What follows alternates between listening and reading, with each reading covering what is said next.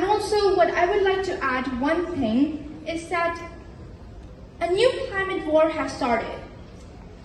You see, in my community, Manipur, we're facing a communal violence between the two tribal communities, Meiteis and Kukis.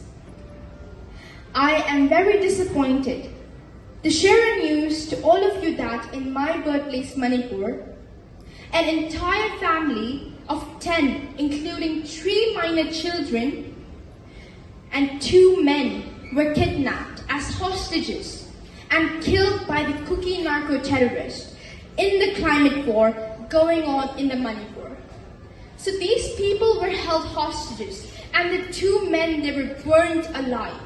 And the children, the minor children, those 2 women, they were all found dead yesterday floating in the river. The child's head, the woman's head, they were all raped, they were all brutally tortured, they were brutally murdered, and their heads were smashed by bricks. So what I would like to say is that justice for Meitei, justice for Manipur, no more deforestation. I would like to say to all the G20 nations to make deforestation as an international crime. And also, today's global climate crisis